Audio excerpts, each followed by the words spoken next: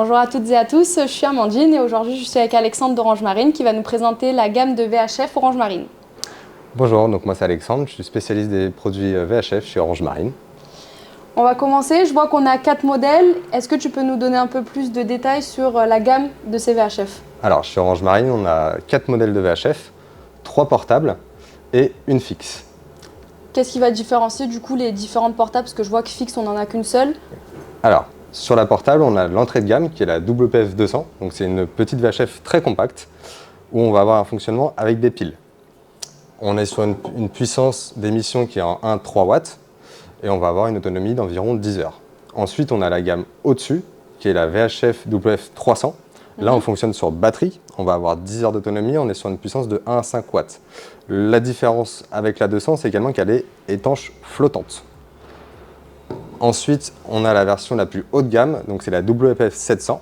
On a également une autonomie de 8 heures, en puissance d'émission 1,5 watts. La particularité de cette VHF là, c'est qu'elle a la fonction ASN, GPS, avec la fonction, donc le bouton Distress derrière pour contacter directement les secours. Et le menu est complètement en anglais. Ça nécessite l'enregistrement du numéro MMSI dans la VHF. Et ensuite, donc, on a la VHF fixe. Donc là, c'est une VHF qui fonctionne avec une batterie en 12 volts. Il faut mettre une antenne VHF qui n'est pas livrée avec. Et on va rentrer un numéro MMSI ou ATIS au choix. Ok, très bien. Je vois qu'on a quand même pas mal de différences sur du coup les 3 VHF portables. Est-ce qu'il y a quand même des points de similitude sur ces 3 modèles? Oui, alors toutes les VHF ont toujours de base l'accès au canal 16 direct. Donc on va se mettre en veille en général dessus. On va pouvoir mettre différents groupes de canaux. Donc en général en Europe, on est sur des groupes de canaux internationaux. On a canadien et USA également. On a des fonctions double et triple veille pour pouvoir scanner différents canaux et dès que ça émet dessus, se connecter à ce canal-là. On va également avoir sur tous les groupes de canaux différents, que ce soit les canaux le canal pour le port, le neuf, les canaux privés pour des communications bateau à bateau. Ok, très bien. Si moi demain j'ai besoin d'une VHF, vous privilégiez plutôt tout ce qui est portable ou les VHF fixes? Alors ça va dépendre du type de navigation et de la réglementation en vigueur. Ok. Avoir une VHF portable, c'est toujours important sur un bateau, parce que le signal des téléphones ne passe pas forcément en mer s'il n'y a pas d'antenne relais. Donc la VHF, c'est vraiment un élément de secours important, que ce soit en bateau et même pour des activités de sport nautique, que ce soit le jet ski ou le paddle. Ok. Donc on a vraiment la petite VHF, la WP 200, qui est vraiment une VHF d'entrée de gamme, qui va convenir pour de la navigation côtière en bord de côte. On est sur un produit par contre qui n'est pas flottant, qui est étanche, aux projections d'eau, mais qui n'est pas flottant. Donc si elle tombe dans l'eau, légère. Voilà, elle est très légère, très compacte, on a une bonne autonomie, donc elle peut facilement se mettre dans un sac. On a un clip ceinture avec pour la porter et garder à portée. Donc c'est une VHF d'entrée de gamme qui convient très bien pour des débutants ou en complément d'une VHF fixe. D'accord. La VHF WPF 300, elle va vraiment être adaptée pour la navigation côtière, donc jusqu'à 6000 des côtes. Ok. On a un produit qui est étanche et flottant, donc même si elle tombe à l'eau, on peut la récupérer sans problème. Et après, pour la navigation haute sur air, on va plutôt être sur de la VHF fixe et avec en complément de la VHF portable où on va avoir la fonction ASN, l'ASN qui est l'appel sélectif numérique. Donc quand on va activer le bouton Distress qu'on a sur les VHF fixes ici ou sur la portable au dos, on va communiquer les informations du bateau qui sont liées au numéro MMSI qu'on aura programmé dans la VHF. Cette programmation, du coup, se fait directement via le client ou c'est toi qui interviens directement? Alors, c'est au client de programmer. C'est un numéro qui est composé de 9 chiffres. D'accord. Ce numéro, donc, il est rattaché au bateau. Il faut le demander à l'ANFR, c'est l'Agence nationale des fréquences qui attribue ce numéro. Et donc, il faut juste, au démarrage de la VHF, rentrer le numéro MSI composé de 9 chiffres. Ok, super. J'aimerais rebondir sur toutes les fonctionnalités communes du coup, que tu nous as données sur les différentes VHF. Est-ce que tu pourrais nous montrer directement sur la VHF la fonctionnalité, comment elle fonctionne et un peu plus de détails sur son utilité? Sur chaque VHF, donc, on a toujours la sélection des canaux, donc, qui sont faits avec des flèches pour monter ou descendre le canot. Donc à chaque fois, ça va bouger le canal. Dès qu'on va toucher la VHF, on va mettre le rétroéclairage.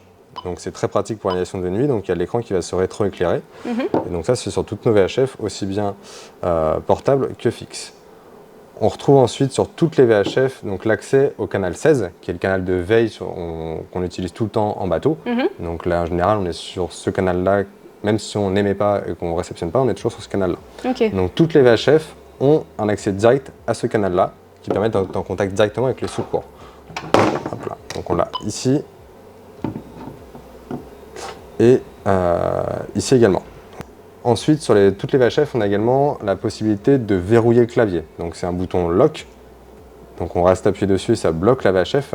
Ça va permettre d'accrocher la VHF et même en cas de faux mouvement, en appuyant sans le vouloir sur les touches, on va rien changer à la programmation de la VHF, notamment le canal. Ok. Ensuite, on a sur toutes les VHF la puissance d'émission. Une VHF elle va être sur 2 puissances d'émission, soit du 1 watt pour les émissions à courte portée, par exemple une navigation dans le port pour contacter la capitainerie. Et ensuite, on va avoir soit donc sur celle-ci du 3 watts, sur les 2 autres portables du 5 watts et sur la fixe du 25 watts pour la navigation de la communication à longue portée. Donc à plus de 3000 décodes, plus de 5000 décodes. Donc on va avoir un bouton qui est ici, qui est donc un H et un L, high pour haute fréquence, donc le 5 watts, et low pour basse fréquence, le 1 watt. Donc en appuyant dessus, on va avoir directement sur l'écran un H ou un L qui s'affiche pour nous dire sur quelle puissance d'émission on est sur la VHF. Donc on le retrouve sur toutes nos VHF, que ce soit la WP200, la WF300 et la WF700, qui est sur les touches en haut. Ok, super. Bon, vu qu'on reste un peu dans les fonctionnalités, je vois qu'on a aussi du coup le canal 16 sur la fixe. Est-ce que tu peux aussi nous montrer quelques manipulations à faire c'est pareil, sur la fixe, on le retrouve ici.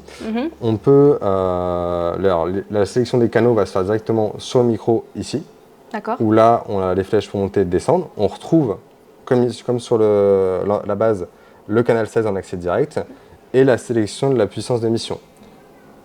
Ok, super. Dans VHF, à chaque fois, les fonctions de réglage du volume. Donc c'est pareil, c'est un accès direct, en bas à droite en général à chaque fois, ce qui va nous permettre d'augmenter la puissance du micro pour entendre correctement les conversations.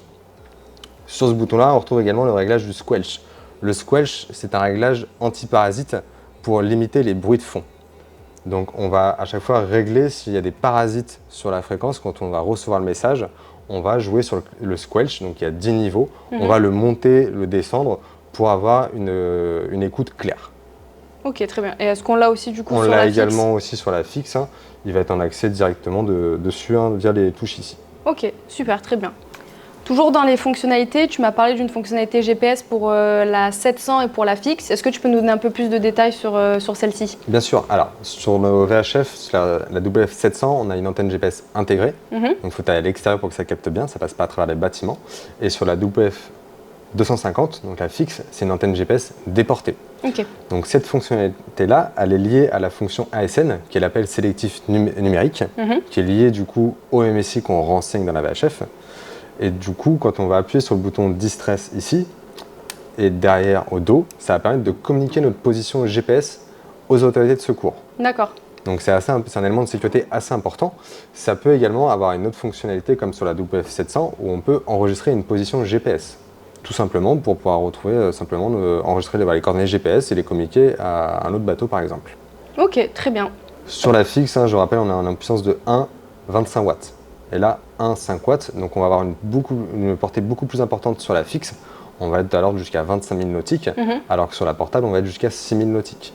Ok, donc il y a quand même une grande différence entre les deux. On a un élément en termes de portée de sécurité qui va être plus important sur de la VHF fixe que sur de la portable. D'accord, ok. En voyant du coup aussi les boîtes à l'arrière et les antennes surtout, comment le client va recevoir sa VHF ? Est-ce qu'il la reçoit en l'état ? Est-ce qu'on a juste l'antenne qui est dévissée ? Est-ce qu'on peut ouvrir une des boîtes et voir un peu du coup avec quoi est livrée cette VHF ? Bien sûr. Alors, toutes les VHF, on va prendre par exemple celle du milieu de gamme, la WF300. Donc nos VHF, elles sont livrées avec la notice en français. On a toutes les antennes sur les portables sont amovibles. Donc on ne fait jamais fonctionner une VHF allumée sans son antenne. Donc il y a juste à la dévisser sur le dessus. Donc on reçoit leur VHF sans l'antenne montée. Et la batterie à l'arrière n'est également pas montée. D'accord. Donc on va juste avoir à monter la batterie et à visser l'antenne au-dessus. Et notre produit est fonctionnel. Donc il faut bien clipser la batterie pour Il faut bien clipser la batterie à l'arrière, que le clac se fasse bien, pour que la batterie soit bien montée et surtout que la VHF soit parfaitement étanche. Que ce soit sur la 200, la 300 et la 700. D'accord. Dans toutes nos VHF, on a un câble d'alimentation qui est en 220 volts. Le câble allume-cigare pour 12 volts est en option. on va retrouver également un socle de charge. Le socle de charge, il doit impérativement être connecté au câble d'alimentation. Dedans, on peut soit mettre directement la VHF dans le support, ça va la charger tout de suite, ou on peut également, via l'adaptateur, mettre uniquement la batterie. Donc il y a juste à mettre. Et ici on met la batterie et ça va charger uniquement la batterie sans la VHF. D'accord, ok. Les VHF portables sont également toujours livrés avec un clip ceinture. Et c'est tout ce qui est fourni avec les VHF. Ok, et pour ce qui est du chargement, du coup tu dis qu'il y a deux options. Est-ce qu'il y en a une qui est plus préconisée que l'autre ou les deux chargent de la même manière Alors les deux vont charger de la même manière. Après ça va dépendre de l'utilisation. Sur les bateaux on va beaucoup retrouver du 12 volts. Donc on va avoir souvent les clients qui vont demander l'option allume-cigare. Donc c'est un câble à prendre en plus qui n'est pas livré avec la VHF, sauf sur la WP200 qui est le seul VHF qu'on a où le câble est livré, l'adaptateur allume-cigare est livré avec. Ok, très bien. On a vu du coup pour tout ce qui est portable, est-ce qu'on peut aussi regarder ce qui est livré avec, avec la VHF fixe? Bien sûr. Alors sur la VHF fixe, donc on va retrouver bien évidemment la VHF avec un câble d'alimentation où il y a le fusible intégré. On va avoir l'antenne GPS qui est déportée avec un autocollant pour la coller à un endroit sur le bateau. On a l'étrier de fixation avec les molettes. Ici, on retrouve également un support pour pouvoir enclencher le micro et le verrouiller sur le tableau de bord. D'accord. Ensuite, on a évidemment la notice qui est livrée avec multilingue. Et du coup, il y aura toujours dans tous les cas, sur les VHF fixes, impérativement à rajouter une antenne VHF. Qui n'est jamais fournie avec une VHF fixe, parce que ça va dépendre du type de bateau, voilier, bateau moteur et des caractéristiques de celui-ci. Donc il faut bien penser à l'ajouter à l'achat. Ok. Exactement. Je pense avoir fait le tour un peu sur tout ce qui est fonctionnalité. Tu nous as parlé tout à l'heure de bien clipser la batterie pour le côté étanche. Est-ce que tu as d'autres petits conseils, petits tips qu'on pourrait avoir pour bien entretenir ces VHF? Alors bien sûr, donc là toutes les VHF, donc comme je vous l'ai indiqué, il faut bien que la batterie soit bien clipsée à l'arrière. Il y a également le bouchon au-dessus qui doit être parfaitement vissé. Il y a un joint torique intérieur, donc il faut que ce soit vraiment bien fermé pour assurer l'étanchéité. Après, comme toute VHF, même si nos VHF sont étanches et les deux haut de gamme flottante, après une utilisation, si la VHF tombe à l'eau, il est important de la rincer à l'eau douce. Pas avec une forte pression, mais juste pour la rincer pour un entretien régulier. C'est du standard. Et au niveau de la fixe, est-ce qu'il y a des petits conseils ou... Non, sur la fixe, il n'y a pas de particularité. Il y a juste, voilà, elle est livrée avec un fusible sur le câble d'alimentation, donc il faut éviter les surtensions. Si jamais elle ne fonctionne plus, ça sera sur directement le fusible qu'il faudra contrôler. Mais sinon, il n'y a pas d'entretien particulier. On peut rincer éventuellement le micro déporté. D'accord. Mais à part ça, il n'y a rien de particulier. Ok, super. Est-ce que ces VHF ont une garantie aussi au niveau des pièces? Est-ce que c'est dans leur globalité? Est-ce qu'il y a seulement quelques pièces qui le sont? Bien sûr, alors toutes nos VHF sont garanties 2 ans à partir de la date d'achat. Donc si jamais il y a un problème avec, il faut nous contacter en nous indiquant la nature du problème. Ça peut être souvent un problème de manipulation. Mais si c'est autre chose, on sera bien évidemment à votre disposition pour vous régler le problème. Donc toute la gamme est disponible sur le site? Tout à fait, tout est disponible sur le site. Bon bah super, je pense qu'on a fait le tour, tout est ok pour moi. Donc je vous remercie d'avoir suivi cette vidéo et si vous avez besoin de plus amples informations, vous pouvez directement contacter notre service client. Merci. À bientôt.